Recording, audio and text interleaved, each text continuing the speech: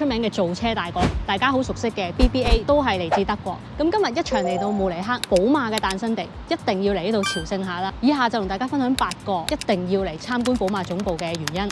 第一樣要講嘅就係車迷必睇啦。如果你係中意車，又或者係寶馬嘅車迷咧，一定要嚟呢度睇下，因為呢一個建築群唔係一個博物館咁簡單嘅，佢成個 area 咧係有好多寶馬相關嘅嘢睇。譬如咧呢一個就叫做 BMW World， 佢係一個陳列室加交車中心，後面有個好似碗咁嘅咧就係真係博物館啦。而後面呢一棟咧就係鼎鼎大名嘅四光大廈，咁就係寶馬嘅總部嚟嘅。後面咧就係佢哋真係寶馬嘅生產廠房，咁所以我就係話成個建築群咧都好多寶馬相關嘅嘢可以睇啊。嚟得寶馬 showroom 其中一樣好緊要嘅，當然就係睇新車啦。呢一度咧佢有好整齊咁將一啲寶馬嘅新車分門別類，譬如係普通嘅寶馬啦、寶馬 I、寶馬 M 咁，你可以近距離咁摸下睇下，甚至係買車。嗱呢一度咧你會見到呢部係 Isetta 啦，咁但係呢一部咧並唔係普通版嚟嘅，而係電動版啊。寶馬 I 呢一個 area 你會見到呢一架 Hydrogen 進行 fuel cell 嘅 iX5啊。咁究竟 fuel cell 會唔會係好似 Toyota 所講未來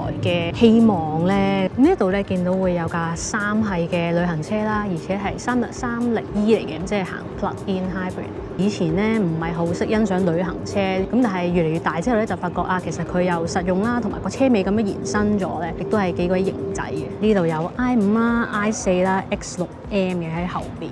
咁呢架 I5 咧都好新啊，新5系嘅電動版啦。嗱呢一度咧有架 I7 啦，佢用咗呢個 Two Tone 嘅車漆，硬係覺得咧太 Rolls Royce。唔知點解咧，自從寶馬出咗一啲 I 嘅 X 車之後咧，我覺得有啲混亂啊。iX1 會明啦，iX3都明啦，但係又會有 XM 啊咁樣，跟住我就覺得啊個命名好似有啲混亂啊。咁另外一樣好緊要咧，你可以喺度體驗到嘅就係喺呢一度攞車啦。中間你見到呢一度有個好似浮島咁樣嘅設計啦，就係攞車嘅地方。咁呢度咧有個旋轉台啦，咁你就會喺呢度睇下你嘅新車。呢度咧好似咁啱有人攞車啊。咁啊總共有2個 package 啦，一個就900幾歐，一個咧就1000幾歐。咁一開始咧你就會去到一個叫 Premium Lounge 嘅地方去 check in 啦，同埋食一啲小食咁樣。跟住就會有個 presentation 啊，話俾你聽架車有啲咩 highlight，去點樣操作咁樣。最後咧應該咧就係呢一個叫 Premier 嘅地方，咁就去攞佢哋架車嘅。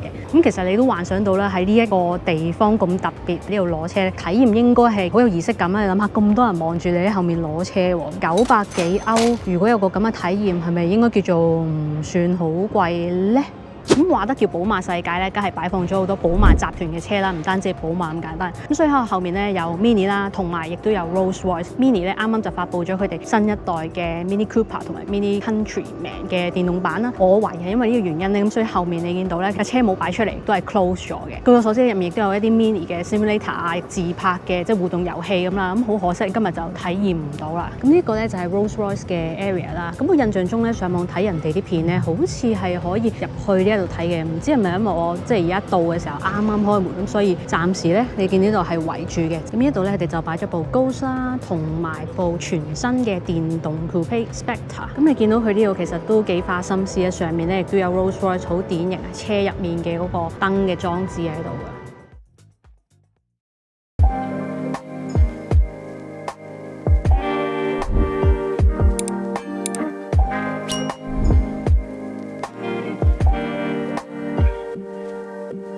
講完新車就講下舊車啦。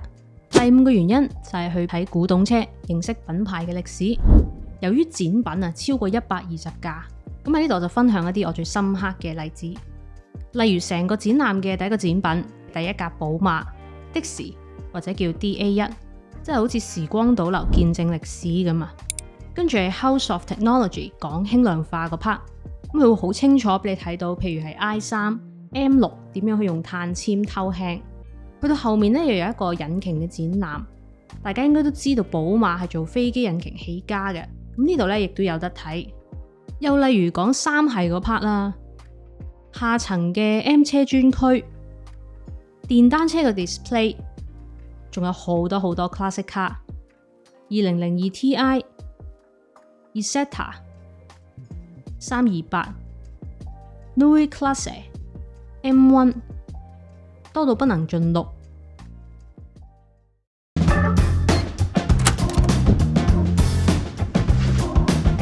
呢個唔係 room tour，而係廣告時間。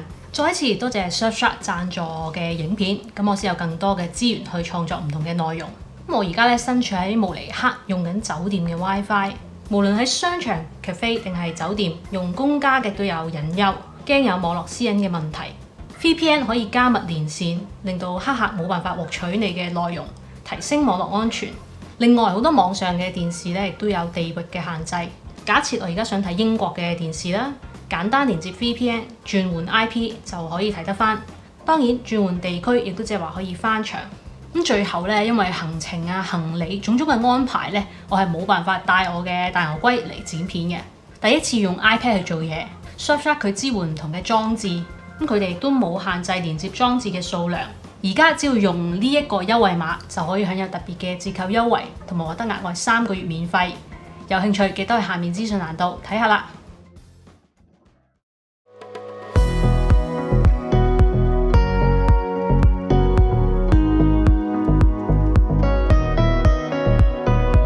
嚟到呢度咧，好重要嘅就係睇建築。首先講後面呢棟寶馬大廈啦，佢成個形狀咧就好似一個4氣缸 engine 咁樣，咁所以呢一個咧又叫做4缸大廈。咁佢上年2022年咧就係50週年紀念。呢一棟嘢咧喺上面睇落嚟就好似四葉草咁嘅設計啦。每棟咧有19層高，高度咧係接近100米。喺當年嚟講係相當誇張嘅，因為慕尼黑係有一個高度嘅限制啦，佢已經貼住呢個 limit 㗎啦。而家咧呢度就係寶馬嘅總部啦，員工依然喺入面翻工。佢起嘅過程咧都相當之特別，佢唔係好最常見嘅由下面起上去嘅，咁而佢咧係喺上面咁樣起翻落嚟嘅一路，同埋咧佢呢4棟嘢咧連住中間嘅，咁而唔係4嚿咧黐住地下咁樣嘅，唔知你明唔明我咁講啊？譬如寶馬世界呢一度，其中一個重點咧就係用好多自然光、自然嘅空氣，冇做好多空氣嘅調節啦，冇好多好奇怪嘅燈光，令到呢一度有種好 welcoming、好舒服、好自然嘅氣氛嘅。咁譬如呢啲位啦，見到佢用好多落地嘅玻璃引入自然光啦。嗱，呢一度咧攞車嘅時候，你會見到出面個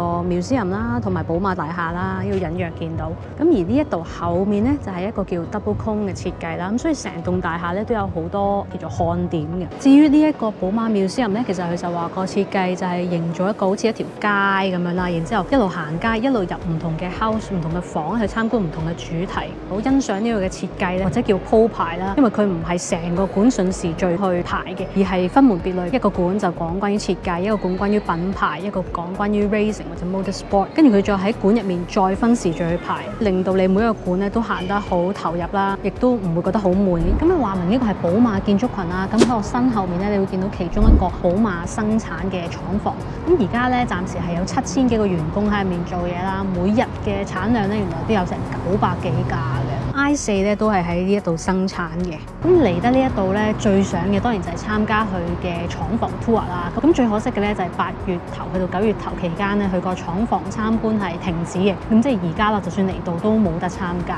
咁呢樣係我覺得都幾遺憾嘅。雖然嚟到嘅話咧，佢講到明係唔可以影相、唔可以拍片啦。咁就算拍唔到片，亦都好想去親身睇下究竟個廠房係點樣運作啊，成個生產線係點樣噶嘛。如果大家有去過參觀嘅話，不妨喺下面留言同大家分享下究竟成個體驗係點噶啦。咁最後一點咧就係呢一度嘅餐廳同埋商品店啦。咁先講商品店啦，喺 Museum 同埋寶馬世界咧都各有一間嘅，兩邊啲嘢都幾好睇嘅。平時以前去一啲 Museum 啊或者參觀啲景點嘅時候，咪覺得啲紀念品嗰啲咧好呃錢嘅。咁但係呢一間咧，我覺得賣寶馬 Mini 嘅嘢都做得幾靚嘅，即係除咗平時嘅一啲模型車仔啦、帽啊、衫之外咧，仲有好多同汽車相關嘅嘢啦，小朋友嘅玩具啦。咁譬如咧，佢有個好山系嘅土泥色嘅帽啦，同埋一啲 hoodie 啦，我覺得都幾靚嘅。亦都有一啲寶馬 M、寶馬 Motorsport 嘅。咁至於餐廳方面咧，佢都幾多間嘅。咁我而家身處咧就係 BMW Museum 出面嘅一間叫 M1 嘅餐廳。咁寶馬世界嗰邊咧，亦都另外仲有幾間餐廳，有間米芝蓮餐廳啦。咁如果你攞車要一個 exclusive package， 即係貴版嘅話咧，咁就喺嗰度享用4道菜嘅。咁而嗰個米芝蓮餐廳咧，亦都主理另外一間啦，就啱啱幾日前先開嘅啫。咁現場都有唔少人喺嗰度食嘅。咁以一個景點嚟講咧，選擇都叫幾多㗎。咁仲有一個又係都叫新地嘅，叫做 Futures Cafe 啦。咁其實只不過咧係有2隻機械手 serve 你去買咖啡啊、茶咁樣嘅啫。咁其實之前去嗰啲日本機械人幫你 check in 嗰啲酒店，好似都仲高科技啲。呢個真係好簡單兼嘅嘢嘅啫。係啦，咁今集咧去慕尼黑寶馬發源地嘅朝聖之旅咧，大約就去到呢度啦。如果大家喜歡呢一類嘅 vlog 咧，記得後面留言話俾我聽。如果你仲未 subscribe 呢條 channel 或者未 follow 我 IG 咧，記得而家即刻行動啦！我哋下集見。